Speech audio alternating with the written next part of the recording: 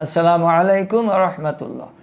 প্রিয় শ্রোতামণ্ডলী, আশা করি ভালো আছেন। আমি আল্লাহ পাকের মেহেরবানিতে ভালো আছি। বাংলাদেশ এবং প্রবাসী সকল ভাই বোনদেরকে জানাই আন্তরিক মোবারকবাদ।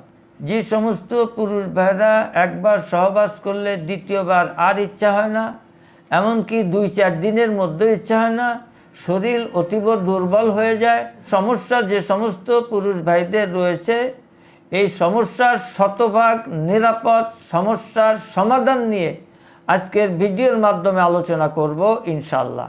সুতরাং ফার্স্ট টু লাস্ট ভিডিও দেখবেন, না টেনে না কেটে, কারণ আমার প্রত্যেকটা কথা আপনাদের জন্য অতীব জরুরি। এবং আমার চ্যানেল এখনও যারা সাবস্ক্রাইব করেন না, সাবস্ক্রাইব করে আমার পাশে থাকবেন। যে রেমেডি দিব, এই রেমেডিতে লাগবে 5টা উপাদান: আলকুশি, জিনসিং, অশ্বগন্ধা, শতমূল, শিমুল মূল। এই 5টা কখন কিভাবে খাবেন সে কথা বলার আগে ছোট্ট একটা পরামর্শ না দিলেই নয়।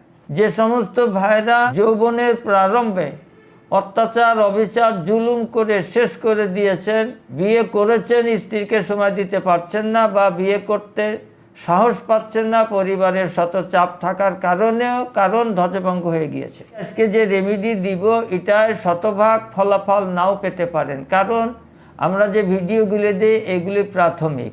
যারা অতীব রোগাক্রান্ত, জিরো হয়ে গিয়েছে যৌন সমস্যায়, তাদের অবশ্যই একজন বিজ্ঞ চিকিৎসকের পরামর্শের মাধ্যমে আপনার শারীরিক রোগের কন্ডিশন কি, শরীরের কন্ডিশন কি, তা জেনে বুঝে চিকিৎসকে আপনাকে ওষুধ দিবে। 19 প্রকারের আইটেম দিয়ে নবযৌবন বাজিকরণ চূর্ণ এবং নাইট কিং পোস্টাই হালুয়া, যত বড় জটিল এবং কঠিন যৌন রোগী হন না কেন, নিয়মিত যদি 2 থেকে 3 মাস সেবন করতে পারেন, ইনশাল্লাহ আপনি পুরোপুরি সুস্থ হবেন।